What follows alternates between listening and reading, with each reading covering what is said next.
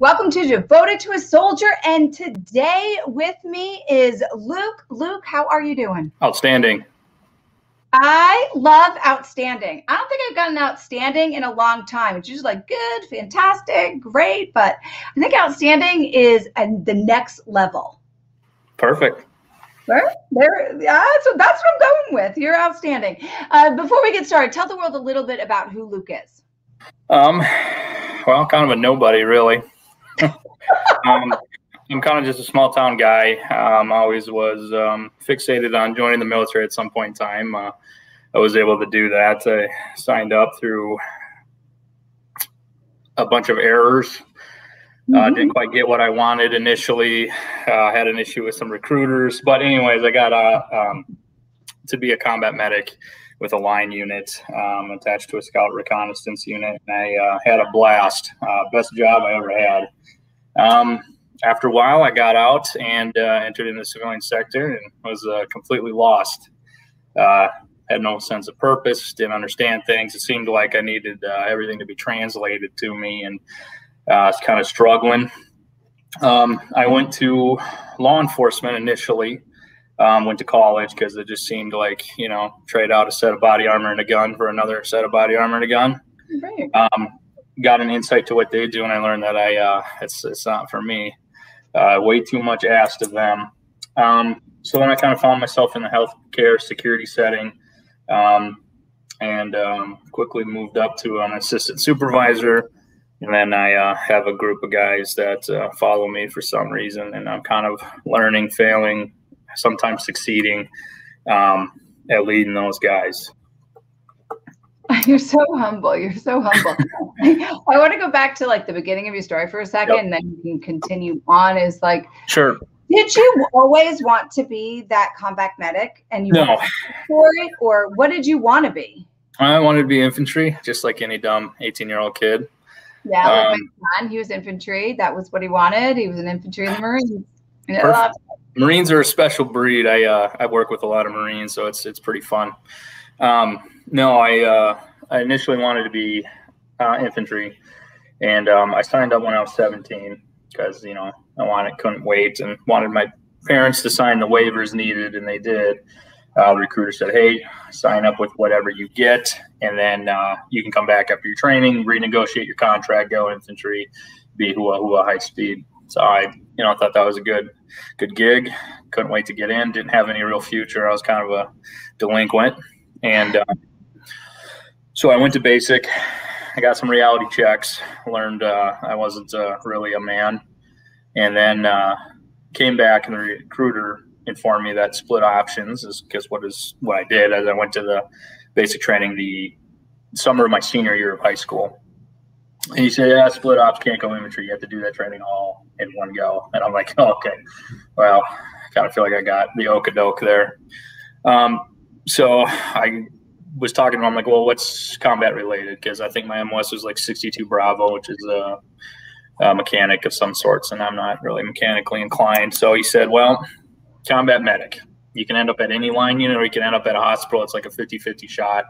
With the surge in Iraq, odds were it was going to be a combat unit." So that was kind of like, well, that's my ticket. So we're going to take it.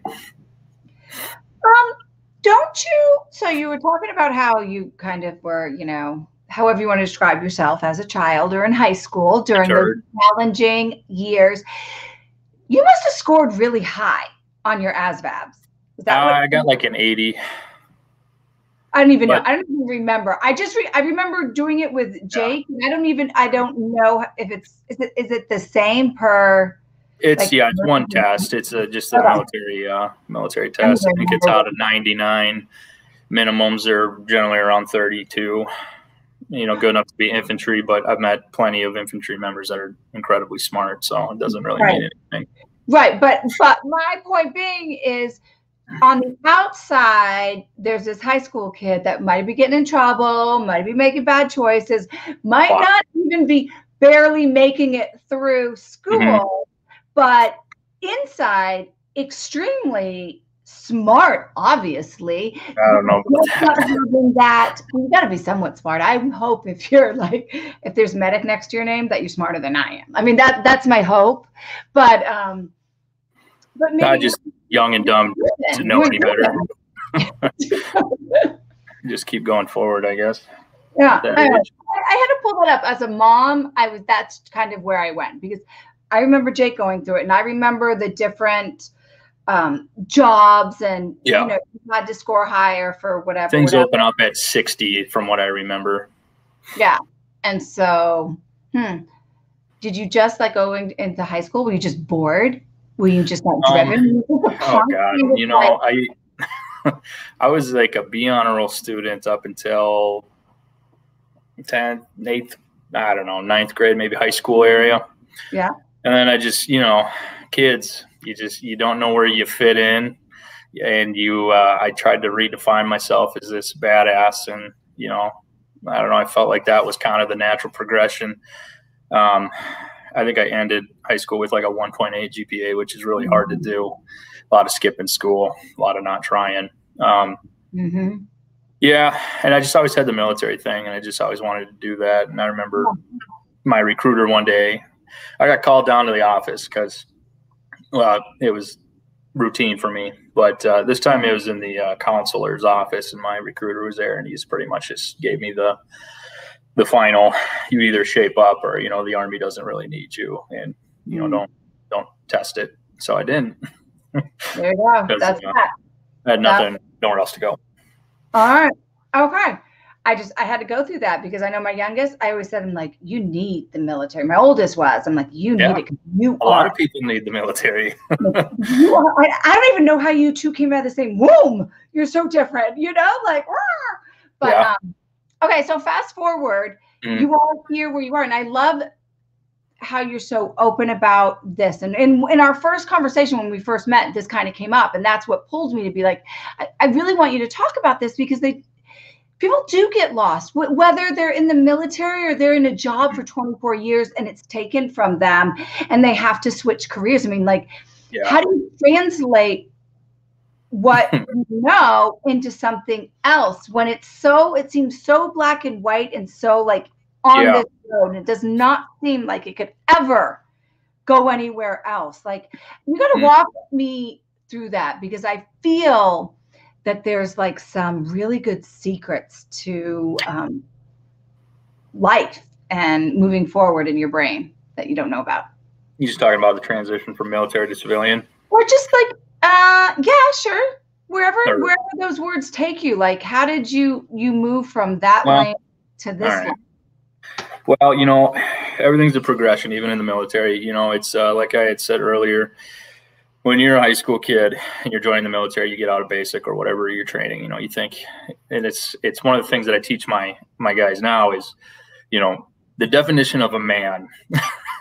Like, what makes you a man? Because everybody wants to say that at 18 you're a man or an adult, whatever you want to say. And it's like there's so much more work to do than just checking that block. So, I mean, just like anybody else's experience, your entry into the military is kind of rough.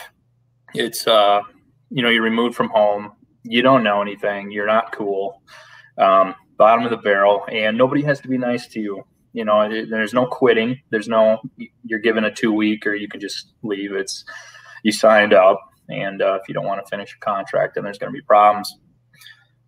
So, I mean, the first step is kind of just learning your place, learning your job, learning what to do, getting some, you know, some checks on your arrogance, and kind of building up. And then the next step is like observing. So you want to observe good leaders, because, you know, the military is one of the last major schools that leadership is their goal. Yeah, that's what they teach. That's the objective, you know, minus your overseas objectives for the nation. But it's, you know, developing people into soldiers, even as a private or you know, like a lance corporal. You're learning these leadership skills, and it's great to have good leaders to learn from, so you can make your own. But it's also great, I found, to have some bad leaders, because you know, you get those examples of what not to be, so you don't have to make those mistakes because you already lived through them.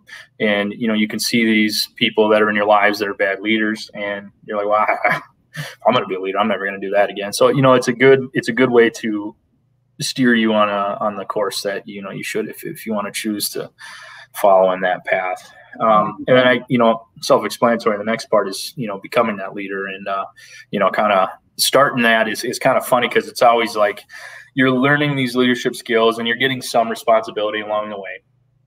But then there's one day where, you know, you put some rank on, or you get a position change, whether it's like for me, senior line medic was mine.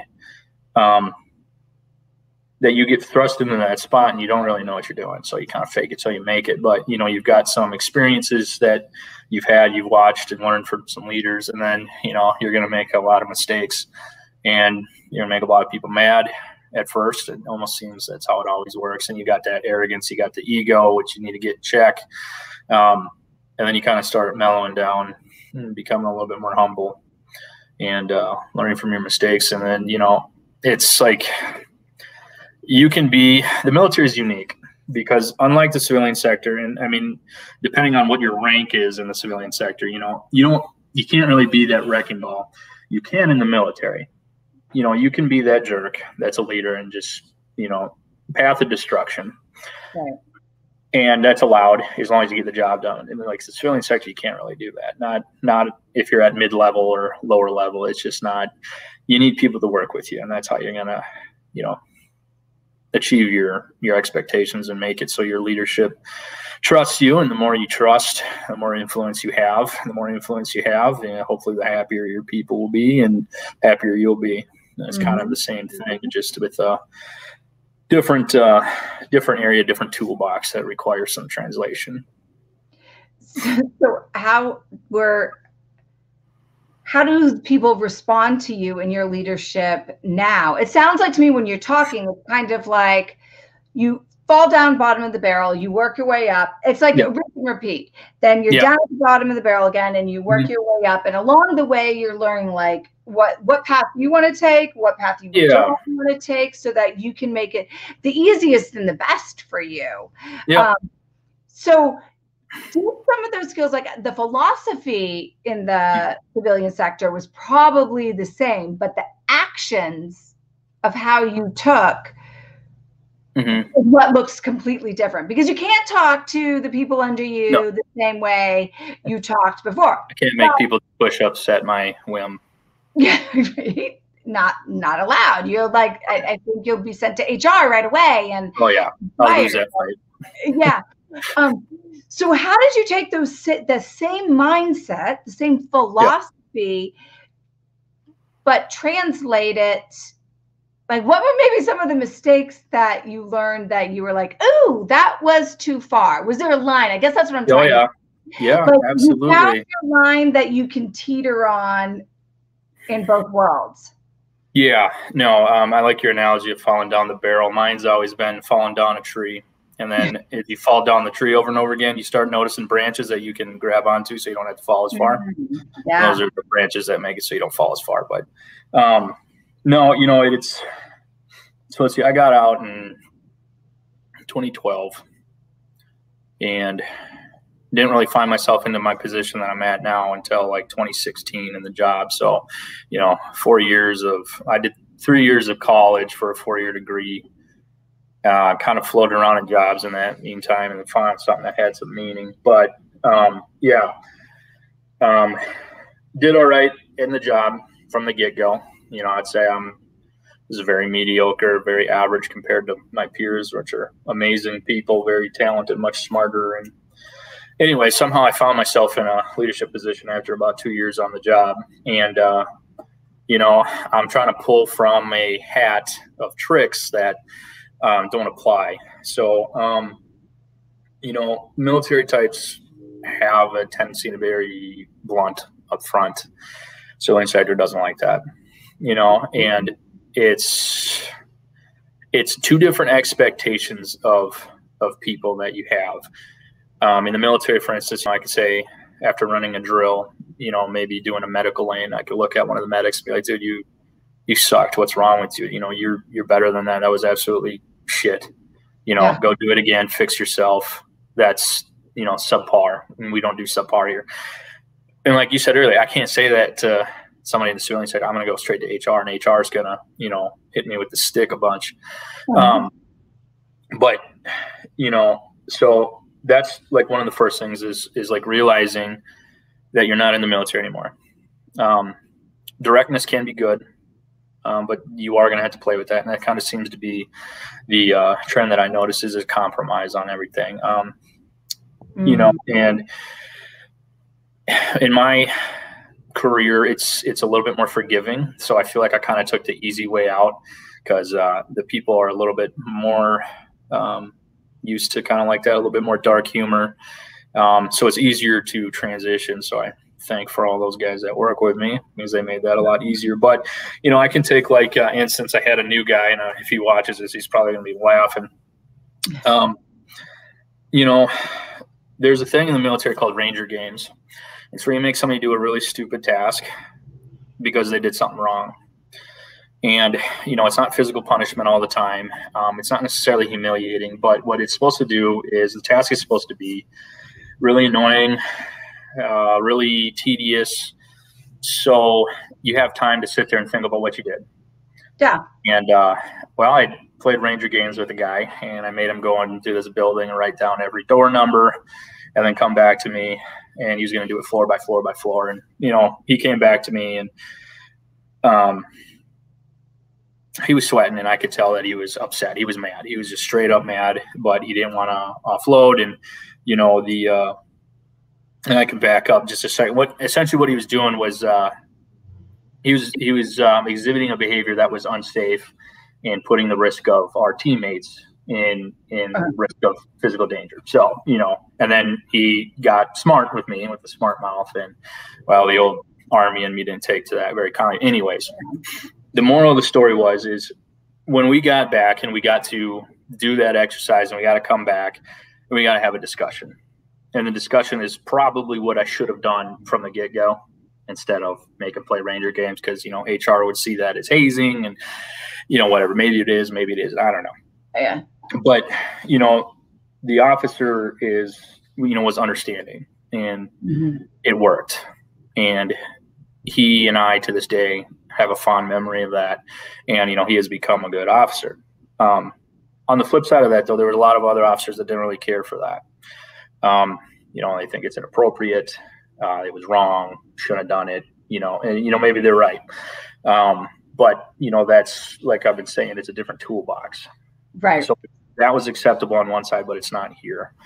But the similarities are things that people will find, especially vets, being humble, sitting down, having a conversation, working problems out to achieve the mission. I mean, it's the same thing. It's just, you got to put the kid gloves on sometimes, and you got to find new ways around it. I mean, it's adapt and overcome is really what it is. And we get stuck in our ways because it's so ingrained, and we have that family, that safety net, that sense of purpose. Your day is planned out for you. It's very structured. There's a very clear progression in leadership. There's a rank structure. There's everything. And then you lose that when you get out, and nobody's helping you along the way because, nobody cares if you're not on their team. Now, when you get into a work unit, maybe it gets better because everybody's on the same team. But, and I find one of the other things, and maybe other veterans, I don't know, they'll have to let me know, just like terms, definitions, they're very different. And veterans get really salty about their terms. You can talk about team, and team is great. Teamwork is amazing. But there's a difference of a team between, I don't know, let's say a team of people that work in an office versus a team that's getting ready to raid a house. It's a very different team, and it means different things. And, when veterans get into the workplace and they see people just running around and gossiping and kind of bickering, and then next thing you know, they're talking about team, it kind of throws us off. So it's just, it's little things like that I put the responsibility on as veterans to like recognize and realize that, because, civilians have no clue. It's us that are coming into your world. and we got to adapt to it. Like the other thing too is like the whole concept of this is leadership, and we have two different kind of metrics of leadership, and to achieve two different missions. But the concept is kind of like in the civilian sector, there's a word that I hear, and this one kind of aggravates me, is manager. I hate the term manager, and they should switch that to leader, because managing people and leading people, I feel, are two completely different things. Oh, I agree with you. And you hear all the stories of like, oh, my manager sucks, and my manager just sits there and does nothing, and manage this. Or even when someone refers to themselves as a manager, it's like, well, you're managing people, like you're managing sheep. Like that's not that's not how you do it. You should lead those people. And what was it? There's a quote. When managers come into the room, they make you feel like they're important. When a leader comes in the room, they make you feel like you are important. Mm-hmm. And like, there's a big difference there. And that's kind of what the military has to offer, is that leadership. We just don't translate it worth jack squat. And, it's important for us to get out there. And, the difference is, and I'm not saying that like people that are in the military are just exceptional leaders, because they're not. We're civilians when we enter, just as competent or incompetent as anyone else. We just have a different set of experiences that we got forced through. And like I said, we observe leadership, bad, good, and otherwise, on a daily basis. And, it's not a natural aptitude necessarily. It's just we have a different set of experiences that, we don't necessarily wish on other people, but we do happen to work in stressful situations. And that's why I find like that's the only reason I can imagine I even got into the spot that I did, is people were like, I don't know, he seems like a good fit. He stays calm under pressure, but it's like, that's just built into us. You'd be doing the same thing if you had my experiences. I'm not special. You guys can be this way too. And they should. Like I said earlier, most of the guys that work with me, they're way smarter than I am, way smarter than I'll ever be, way more competent in, the things that they do than I will. I'm just kind of a dude that answers questions when things get to a point where somebody doesn't know the answer to. Other than that, they do all the work. Right. But you're exactly right. These are skills that you build.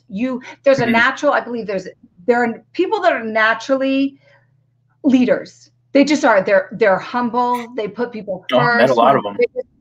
One of the biggest traits that they have is that they show. They don't tell you.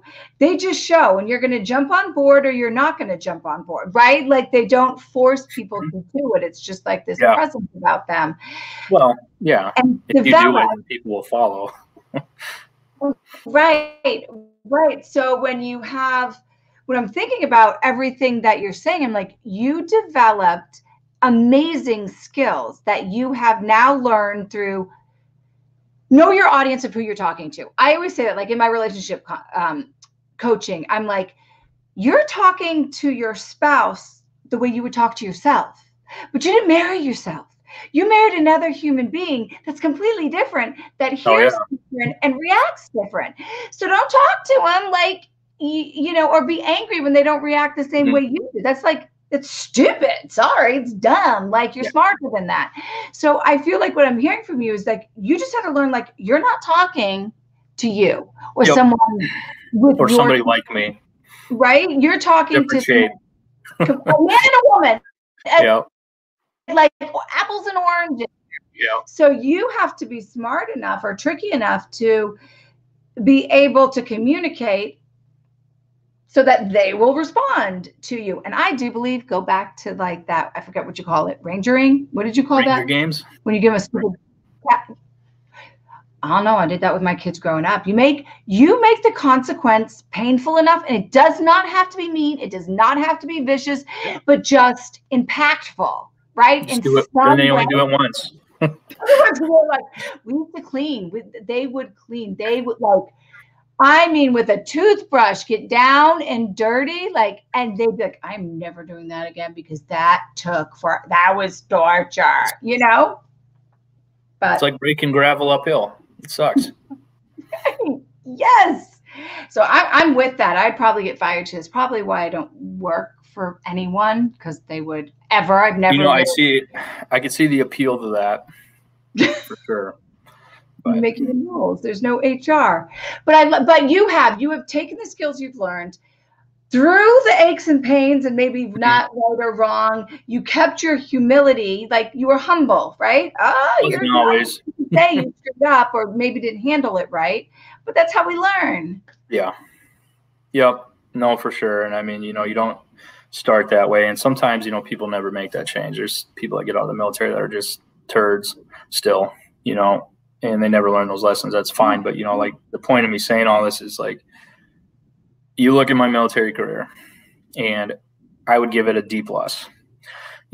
There's sure I did some more things than some other people, but there's a ton of people who do it way more years, way greater service, way more schools, better at their job, and I got to be a part of that, and that was amazing. And, they allowed me to come with them like a little puppy. But yeah, it's just kind of the, you don't have to be special. And if I can do it with a 1.8 GPA coming out of high school and, stumble a bunch, and, pretty much anybody can, as long as they're dedicated to it and take some advice and learn from the mistakes, and hopefully, you have less pain on your path. Yeah. I know you gave some great steps, like practical translational steps, and it's basic practical translational, like no, don't do this because that didn't really work out for me. I mean, you could try it, but it's just communication. Successful on my end. It's just communication. Yeah. That's all it is.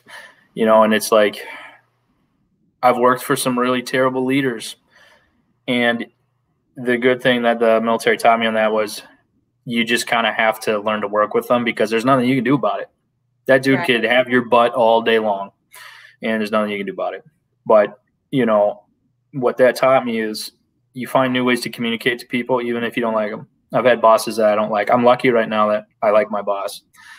But, you communicate, and the better you can communicate with the person above you and below you, the better you're going to be off. And it's just that simple. You may not like what your boss is doing, but hey, getting in a fight with your boss isn't going to help the guys below you. If you're trying to push an initiative, like your officers, like for me, my officers, they come to me with all kinds of stuff. They're like, hey, we need this, and this, boss. And I'm like, all right, yeah, let's get some data on it. And let's go up to my boss, and I'll say, hey, boss, here's X, Y, and B. And, I think this is kind of ridiculous. What do you think are our options here? What can we do to work around this? Is it something we should send up? And just those simple conversations and brainstorming, and we come up with solutions for those guys, I'd say at least 80% of the time, without even having to send something up the chain. And that makes officers' lives better. And it's that simple. And having a good relationship like that, despite whether you like somebody or not, it's just, you need influence to help the people below you. And my boss has a good relationship with his boss, which is great, because I don't really have a relationship with him, and I don't need one, because my boss does it and he's good. So, and that's so smart. Yeah. So smart. And what was so key, it was just like, you will get nothing done for the people that you are leading, that are looking up to you, if you're a dick. Yeah. If you're a dick and you've got zero relationship with anybody above you, because the reason why you're going to somebody above you is because you don't have the power to change it.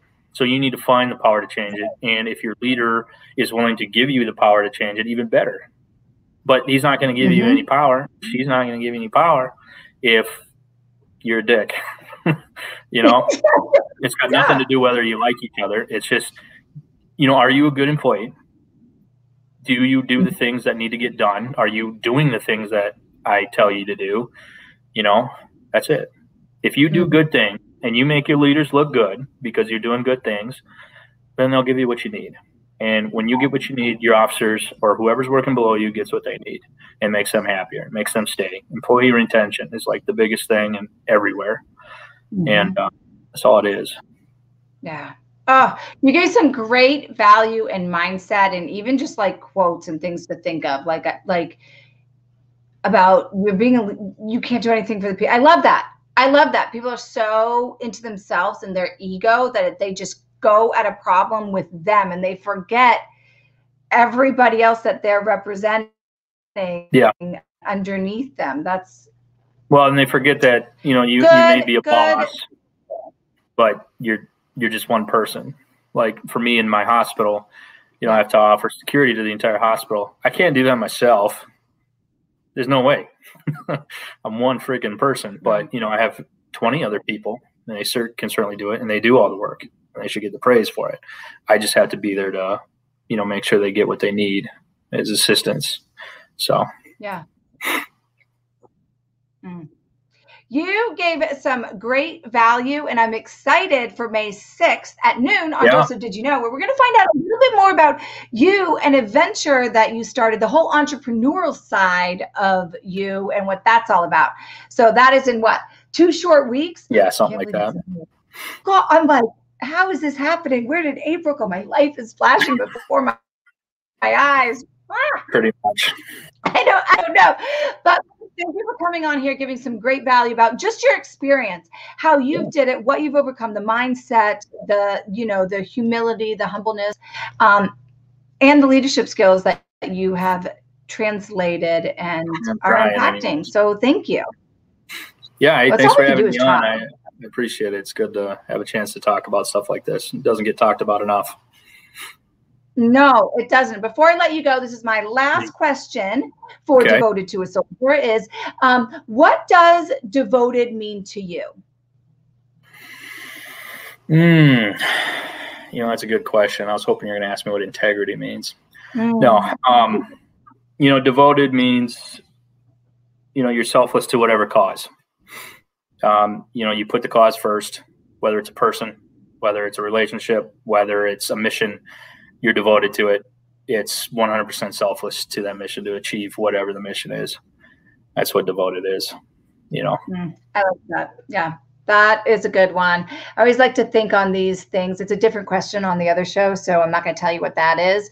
But I love these like one-liner questions that really help me think and evolve myself as a human being. So thank you. Have an amazing, beautiful, outstanding night. It will be outstanding. Will be outstanding.